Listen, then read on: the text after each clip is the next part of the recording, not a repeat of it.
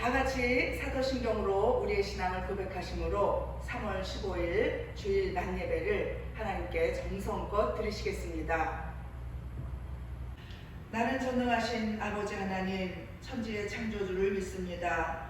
나는 그의 유일하신 아들 우리 주 예수 그리스도를 믿습니다. 그는 성령으로 잉태되어 동정녀 마리아에게서 나시고 본디오 빌라도에게 고난을 받아 십자가에 못 박혀 죽으시고 장사된 지 사흘 만에 죽은 자 가운데서 다시 살아나셨으며 하늘에 오르시어 전능하신 아버지 하나님 우편에 앉아 계시다가 거기로부터 살아있는 자와 죽은 자를 심판하러 오십니다. 나는 성령을 믿으며 거룩한 공교회와 성도의 교제와 죄를 용서받는 것과 몸의 부활과 영생을 믿습니다. 아멘. 다 같이 찬송가 308장을 찬양하시겠습니다.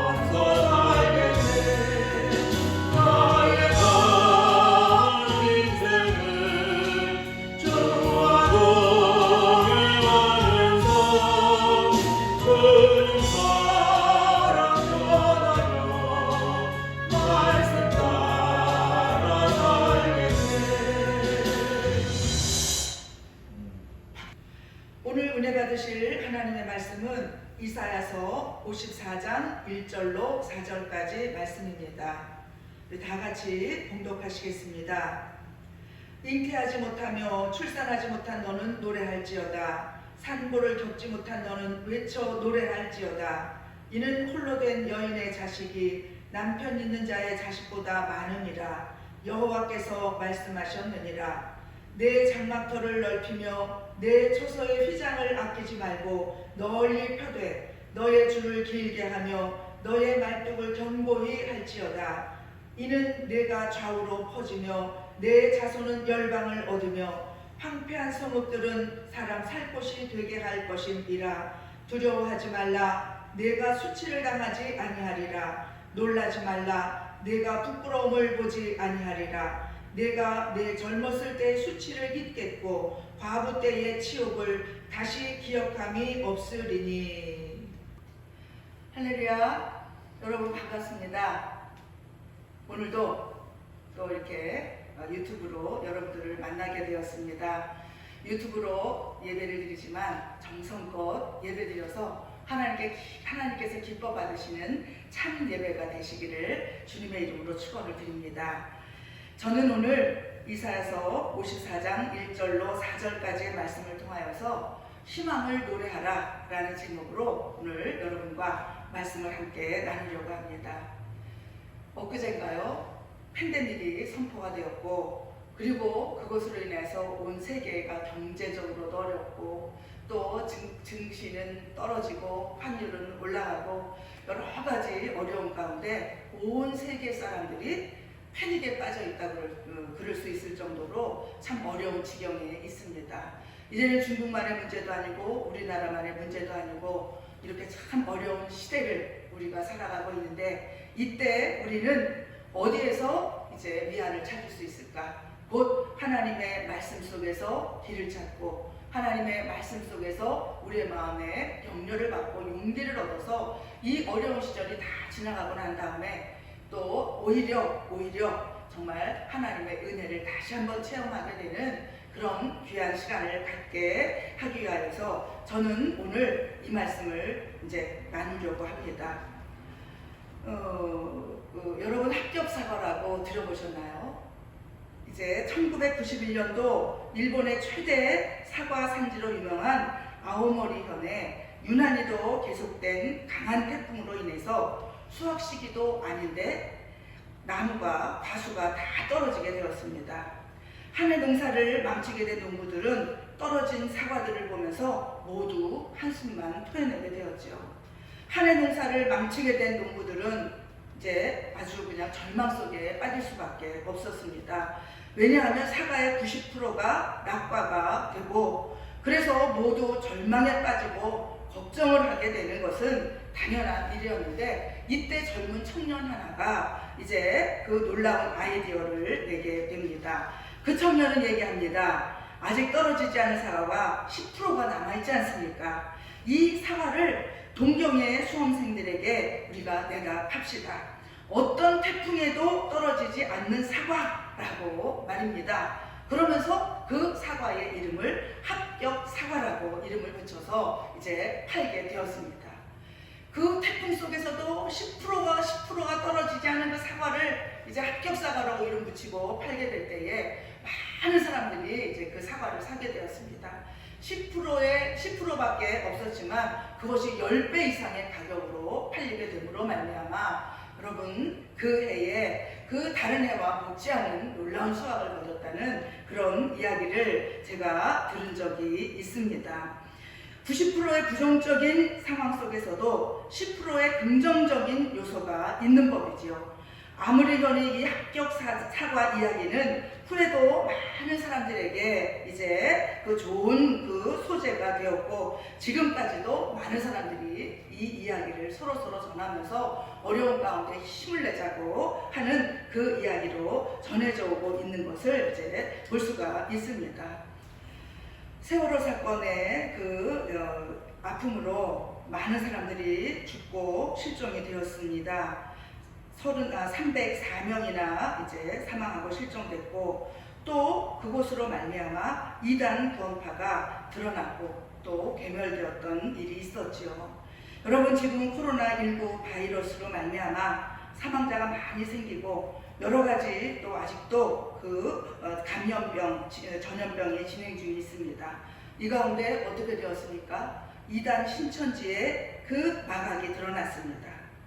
여러분 정말 이 모든 것 가운데에 우리가 부정적인 생각만 하면 한이 없지만은 이 모든 것들을 통해서 어려움 속에서도 우리가 긍정의 생각을 한다면 잘 이기게 될 것입니다.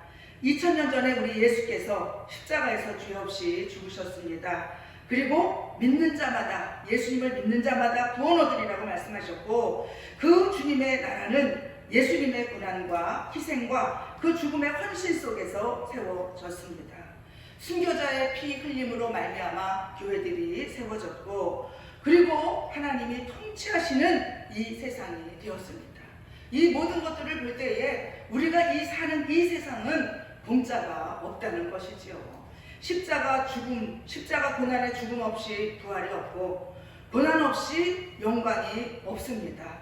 그러므로 우리 믿음의 사람들은 이럴 때에 어떤 폐허와 같은 상황 속에서도 희망을 노래하며 기대할 수가 있을 것입니다.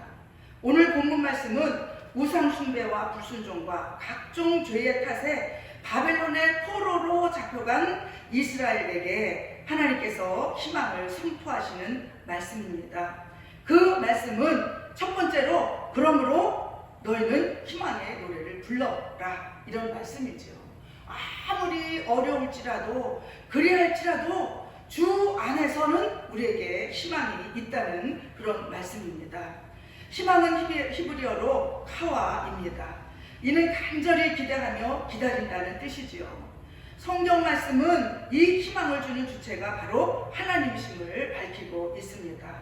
바벨론에 멸망당한 후 포로로 잡혀간 이스라엘 백성이 희망의 근원이신 하나님을 바라보며 믿음으로 기도했을 때 하나님의 때가 되자 그들을 자유하게 하셔서 예루살렘으로 돌아오게 하셨습니다. 이 모든 것들은 역사가 증명을 하고 있죠. 하나님이 이 세상의 주권자이십니다. 하나님은 이 세상의 통치자이십니다. 그래서 호세아 선지자는 6장 1절에서 이렇게 말씀합니다. 오라, 우리가 여호와께로 돌아가자. 여호와께서 우리를 찢으셨으나 도로 낫게 하실 것이요 우리를 치셨으나 싸매어 주실 것임이라. 이렇게 말씀하고 있으며 예레미야 애가 3장 40절 41절은 이렇게 말씀합니다. 우리가 스스로 우리의 행위들을 조사하고 여호와께로 돌아가자. 우리의 마음과 손을 아울러 하늘에 계신 하나님께 들자. 이렇게 어려울 때에 하나님께 두 손을 들고 우리의 행위를 조사하고 회개하고 하나님께로 돌아가자고 이렇게 간곡하게 말씀하고 있는 것을 볼 수가 있습니다. 여러분, 얼마나 지금 세대가, 얼마나 이 지금 상황이 안타까운지요. 서울이 그렇습니다. 경기도가 그렇습니다. 경제가 그렇습니다. 아이들이 학교를 못 가고 아직 개학할 날이 이제 아직 정해지지도 않았습니다. 일터가 그렇습니다. 서로가 서로를 경계합니다. 악수도 하지 못합니다. 서로 허가하지도 못하는 그런 상황 속에서 우리가 있습니다.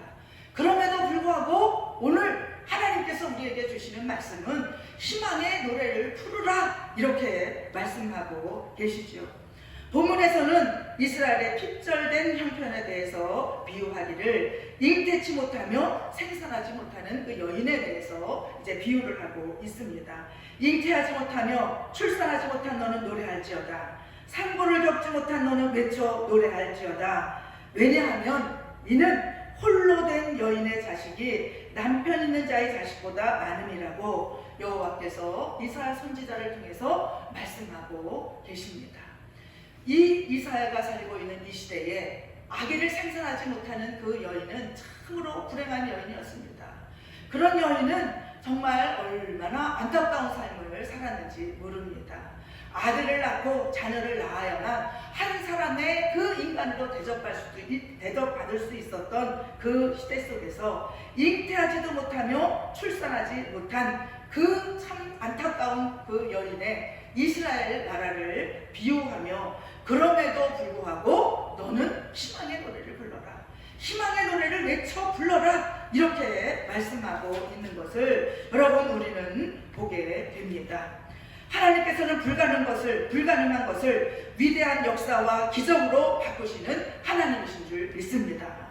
우리 하나님은 말씀하시면 있어지는 하나님이시고 말씀으로 또 세상 만물을 창조하셨을 뿐만 아니라 하나님의 말씀하시면 그대로 되어지는 놀라운 역사가 있으신 능력의 하나님이십니다. 이 하나님께서는 비상한 방법으로 백성들을 회복시키시고 결국은 창대한 백성으로 키워주실 것을 오늘 성경 말씀을 통해서 약속하고 계시는데, 그리고 이 약속은 예수님께서 이 땅에 오시고 그리고 고난당해서 십자가에서 죽으시고 3일 만에 부활하시고 그리고 승천하시고 때가 되매 열흘 만에 성령으로 다시 우리 가운데 오심으로 말미암아 성취되었던 것을 여러분 우리는 알아야 할 것입니다. 바로 예수님께서만이 내 삶의 해답이십니다. 오직 그분만이 우리가 만들어 놓은 이 큰 혼란을 바로 잡으실 수 있는 분이심을 깨닫고 우리의 무능함, 우리의 무력함,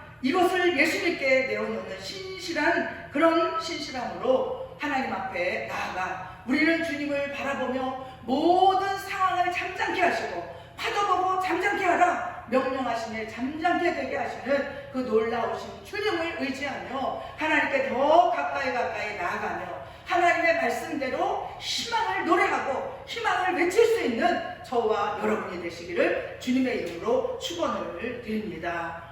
여러분, 오늘 이 말씀을 통해서 두 번째로 우리가 생각해 볼 수 있는 것은 오히려 장막터가 넓어질 것이라고 말씀하고 있습니다. 지금은 비록 포로 생활을 하고 또 포로에서 돌아와서 참으로 어렵고, 그리고 출애굽 때에 그 장정 60만이라는 그 숫자를 생각하고 포로에서 돌아온 1차 포로에서 돌아온 사람들의 숫자를 생각을 하면 참으로 비교할 수 없을 만큼 힘들된 상황입니다. 에스라서 2장 64절에 보면 바벨론에서 1차로 돌아온 사람들의 숫자가 불과 42,360명이라고 말하고 있습니다. 아주 이 숫자는 아주 그 출애굽 당시에 4분의 1이나 될까요? 이런 아주 그 연약한 수준에 불과하지만 그럼에도 불구하고 그들을 향하여서 하나님께서 말씀하시기를 내가 오히려 너희의 장막터를 넓혀줄 터이니 너희 장막터를 넓히도록 해라, 이렇게 말씀하시죠. 2절에 보면 내 장막터를 넓히며 내 초소의 휘장을 아끼지 말고 널리 펴되 너의 줄을 길게 하며 너의 말뚝을 견고히 할지어다, 이렇게 말씀하고 있습니다. 지금은 비록 어려울지라도 어려울 때에 이것을 준비하라는 거예요.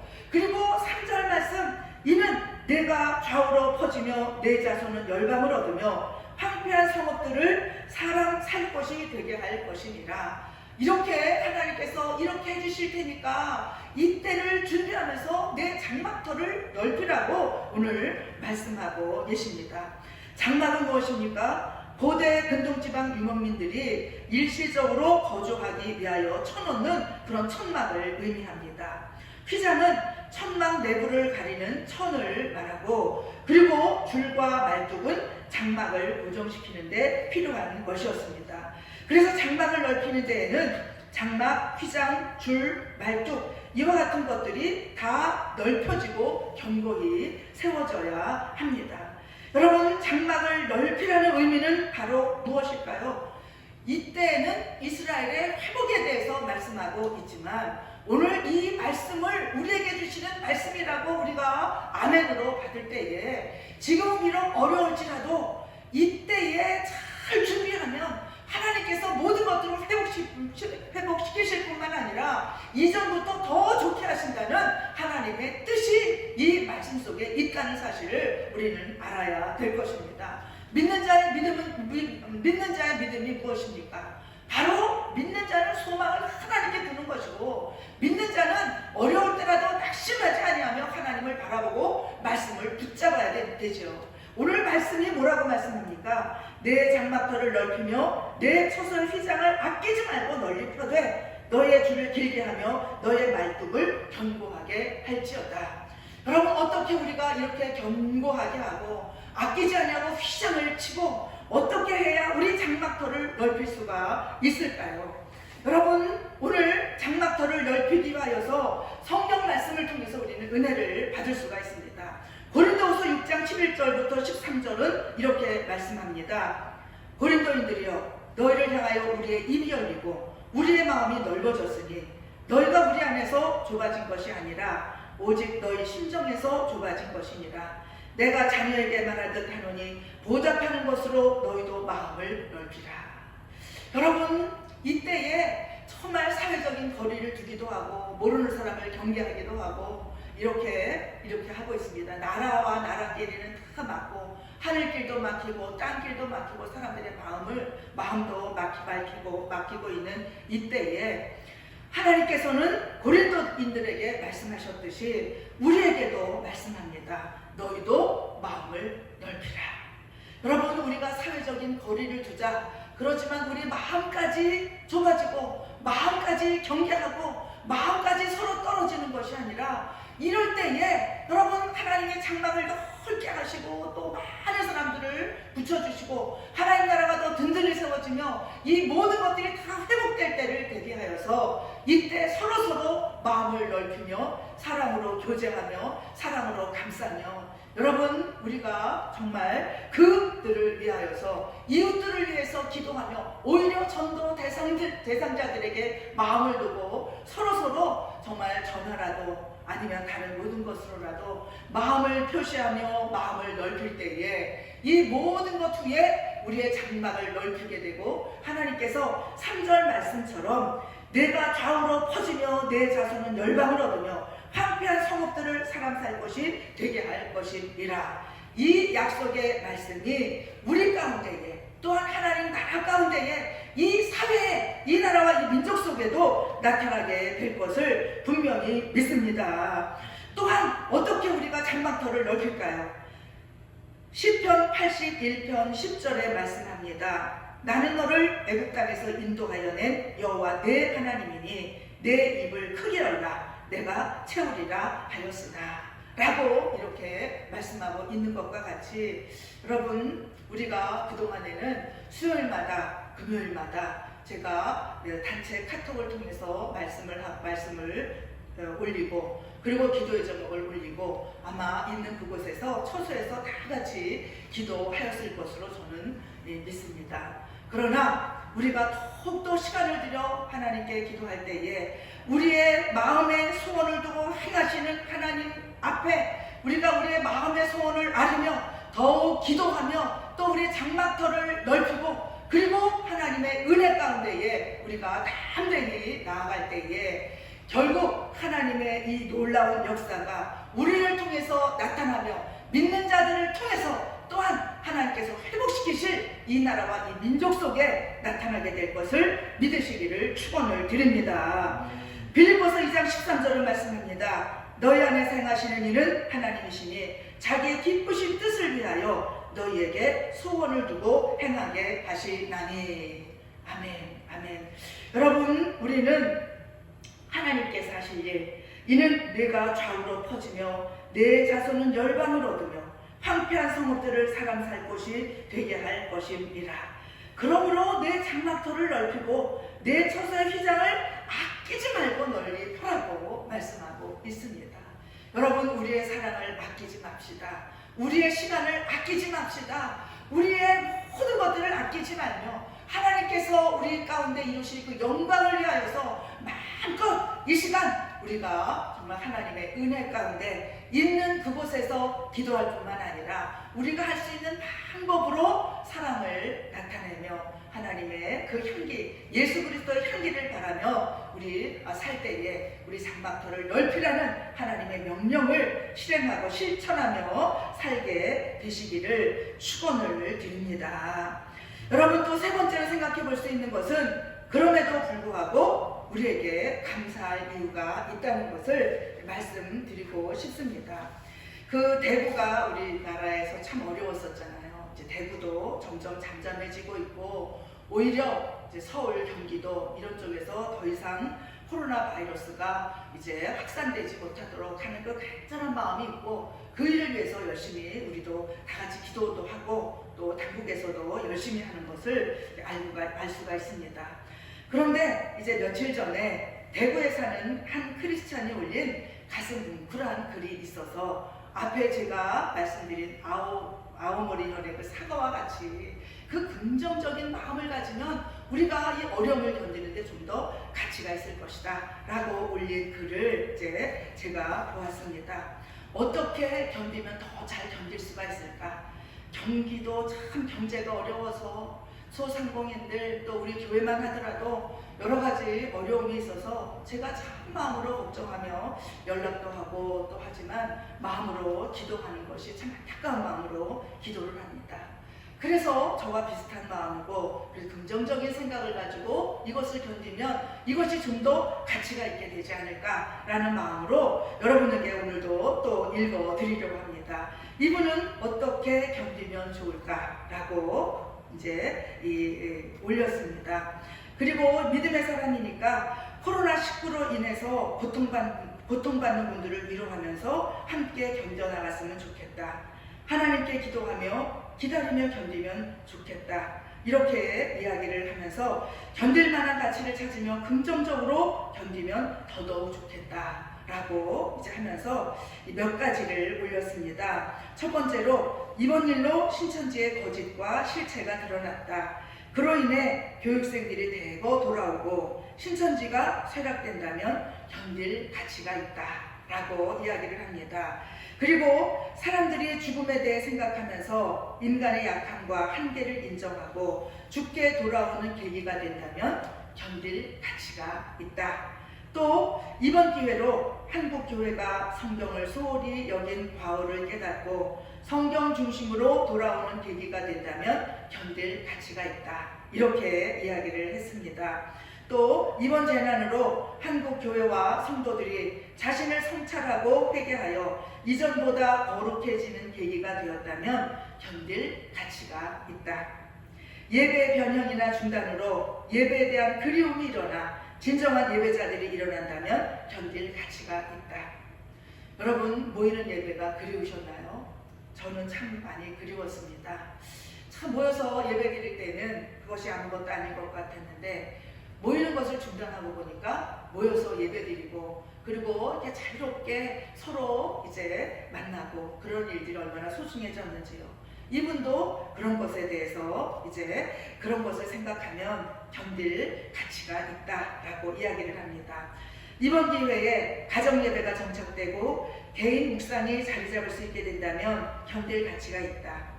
타인 의존적인 신앙에서 홀로서기를 할 수 있는 신앙으로 성숙했다면 견딜 가치가 있다. 앞으로 이런 재난들이 또 있을 텐데 잘 대처하고 학습을 하고 있다면 견딜 가치가 있다. 일상에서 자연스럽게 했던 것들을 못하게 되면서 그것들이 얼마나 귀한 축복이었나 발견할 수 있다면 견딜 가치가 있다. 지난 일상이 저절로 되었던 것이 아니라 하나님께서 주신 은혜였음을 깨달을 수 있다면 견딜 가치가 있다. 이러면서 우리 함께 기도해요. 그러면서 이제 글을 올린 것을 제가 이제 보았습니다. 여러분, 그럼에도 불구하고 우리는 감사할 이유가 있습니다. 하나님께서는 에레미야가 3장 19절로 23절까지의 말씀에서 이렇게 말씀하십니다. 내 고초와 재난 곧 쑥과 담즙을 기억하소서. 내 마음이 그것을 기억하고 내가 낙심이 되오나 이것을 내가 내 마음에 담아두었더니 그것이 오히려 나의 소망이 되었사오는 여호와의 인자와 긍휼이 무궁하심으로 우리가 진멸되지 아니함이니이다. 이것들이 아침마다 새로우니 주의 성실하심이 크시도소이다. 여러분, 하나님께서는 이제 우리가 고난당하시는 것을 원치 않으십니다. 제가 지난주에도 말씀드렸듯이 고난당하게 하시는 것이 하나님의 본심이 아니라고 말씀하고 계십니다.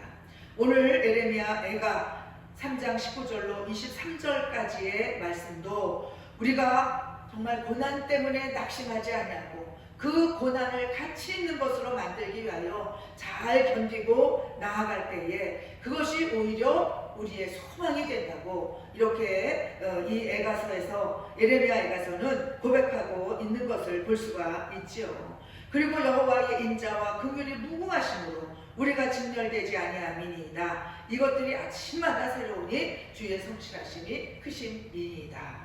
하나님께서는 지금도 일하고 계십니다. 우리를 위해서 일하고 계십니다. 이 땅을 통치하시고 섭리하시는 가운데에 하나님이 놀랍도록 역사하시는 그날 하나님께서 이스라엘 백성들에게 놀라운 회복을 명령하시고 또 이렇게 치료하신다고 약속하신 것과 같은 놀라운 일들이 우리 가운데 나타나게 될 것을 저는 분명히 믿습니다. 두려워하지 말라. 내가 수치를 당하지 아니하리라. 놀라지 말라. 내가 부끄러움을 보지 아니하리라. 내가 내 젊었을 때의 수치를 잊겠고 과부 때의 치욕을 다시 기억함이 없으리니 이렇게 말씀하고 있습니다. 이스라엘 백성들은 하나님을 배반해서 역사적으로 애국과 아수르, 아람 이런 그 적들에게 곤란을 당하고 침공을 당한 적이 많이 있고 또 바벨론의 포로 시대와 같은 수치와 치욕의 때를 보냈습니다. 오늘 이 본 4절에서 이것을 청년 때의 수치라고 언급하고 있습니다. 그리고 홀로 된 여인의 치욕으로 이렇게 표현하고 있는데 하나님으로부터 멀어짐의 결과로 아무도 도와주지 않는 이 과부처럼 이스라엘 민족이 침탈과 유린을 당했다는 것을 이렇게 표현하고 있습니다. 그런데 하나님께서는 이러한 이스라엘 백성에게 이처럼 불행한 과거에 대해서 이제는 두려워하거나 놀라지 말라고 말씀하십니다. 그리고 또 이러한 과거의 수치와 치욕의 아픔을 앞으로는 겪지 않을 것이라고 약속해주고 계시는 것을 4절에서 우리가 볼 수가 있습니다. 여러분, 하나님께서는 어제나 오늘이나 영원토록 동일하십니다. 그리고 하나님께서는 분명히 살아계신 우리의 하나님이십니다. 하나님의 그 크신 능력이 동일하십니다. 바로 이스라엘 백성을 사랑하시고 회복시키셨듯이 하나님의 은혜, 그리고 예수 그리스도의 그 십자가의 은혜로 구원받은 하나님의 자녀들을 동일하게 사랑하고 계신다는 것을 여러분, 우리는 정말 굳게 잡아야 될 것입니다. 그러므로 두려워하지 말고 놀라지 말라는 것이죠. 우리에게 하나님의 약속이 있고 우리가 과거의 부족함과 실패에도 불구하고 예수 그리스도의 은총을 힘입어서 이렇게 강성한 나라가 되게 한 것 같이 이제 앞으로는 어떠한 수치도 당하지 않을 것을 이제 약속해주고 계시는 것으로 이렇게 우리가 받아야 될 것입니다. 이사야서 41장 10절 말씀, 우리가 참으로 좋아하고 어려울 때마다 용기를 받는 말씀이지요. 그 말씀은 이렇게 우리에게 이제 약속해 줍니다. 두려워 말라, 내가 너와 함께하니라. 놀라지 말라, 나는 내 하나님이 됨이라. 내가 너를 굳세게 하리라. 참으로 너를 도와주리라. 참으로 나의 의로운 오른손으로 너를 붙들리라. 아멘. 여러분, 이렇게 말씀합니다. 하나님의 나라는 예수 그리스도께서 고난당하심으로 세워졌습니다. 그리고 우리나라에 기독교가 처음 들어왔을 때에도 수많은 사람들이 순교하고 그 순교 위에 우리들의 교회가 세워졌습니다. 우리나라뿐입니까? 처음에 초대 교회도 수많은 예수님의 그 제자들과 많은 사람들이 순교하는 그 희생을 통하여서 그 위에 하나님의 나라가 세워졌고, 우리에게까지 주님의 그 복음이 들어오고 우리가 그들의 헌신과 희생을 통하여서 믿음의 선진들의 그들의 그 희생과 헌신을 통하여서 오늘날 예수 믿고 구원받은 하나님의 자녀가 되었습니다. 오늘날 이 땅의 어려운 일들을 통하여서 또 이 모든 것들이 지나가고 또 이 모든 어려움 가운데 우리가 기도하고 장막터를 넓히다 보면 모든 것들이 지난 후에 하나님의 나라가 더욱 든든히 서게 될 것입니다. 저는 분명히 믿습니다. 이 모든 어려움이 있었지만 이 어려움을 통해서 많은 희생을 통하여서 또 정말 여러 가지 손해를 감수하면서 하나님께서 이단 신천지를 드러내시고 많은 도둑질 당하고 멸망으로 끌어가는 그 수많은 사람들을 구원하시려는 하나님의 뜻이 계시고, 그리고 그것에 속지 않게 하시려는 하나님의 뜻이 나타난 것이라고 저는 생각을 합니다. 물론 여러 가지 어려움이 있지만 그러나 긍정적인 부분도 생각을 해봅니다. 아까도 서두에 제가 말씀드렸지만은 세월호 사건을 통해서 우리가 얼마나 아픔을 당했습니까? 저도 개인적으로 그 일만 생각을 하면 참 가슴이 아프고 그 부모들의 마음 또 유족들의 마음 얼마나 아플까 이렇게 생각을 하면 차마 정말 그것에 대해서 다 이루 말할 수 없을 정도의 아픔을 느꼈었습니다. 우리나라 사람이면 누구나 다 그랬을 거예요. 그것을 인하여서 정권이 바뀌게 되는 그런 큰 일이기도 했으나 그 사건을 통해서 구원파가 드러나지 않았습니까?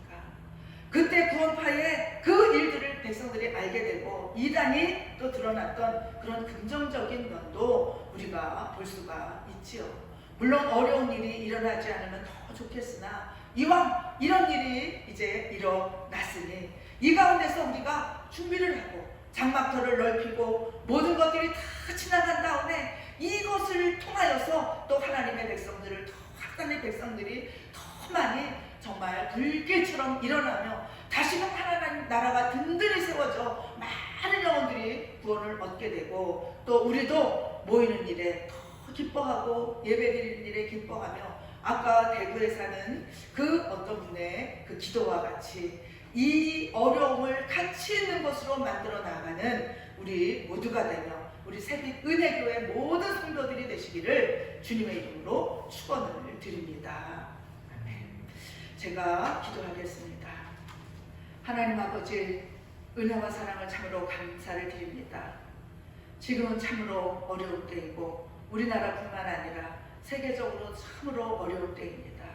하나님, 이럴 때에 우리가 더 주님 앞에 겸손하게 하나님 우리의 연약함을 내려놓게 도와주시옵시고 우리의 연약함을 주께 아뢰며 하나님 오늘 선포된 말씀처럼 우리가 이때에 희망의 노래를 부를 뿐만 아니라 그 증거로 우리의 장막터를 넓힐 수 있는 귀한 시간들이 될 수 있도록 인도하심으로 우리의 견딤이 진정 가치 있는 것으로 되어질 수 있는 놀라우신 은혜로 함께 하여 주시옵소서.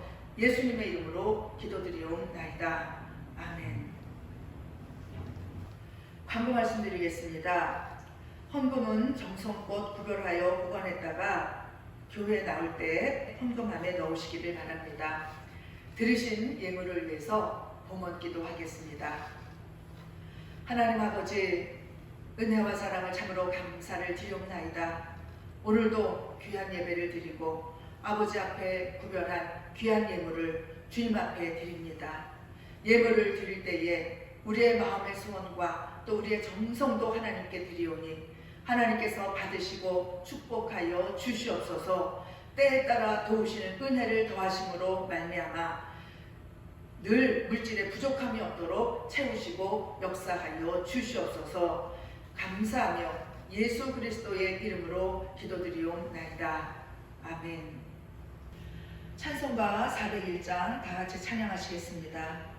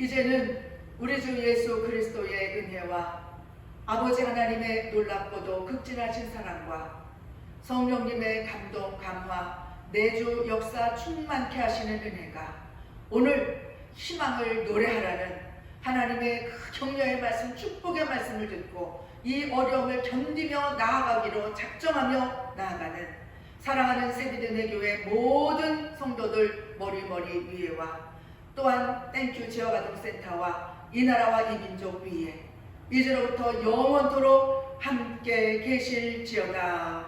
아멘.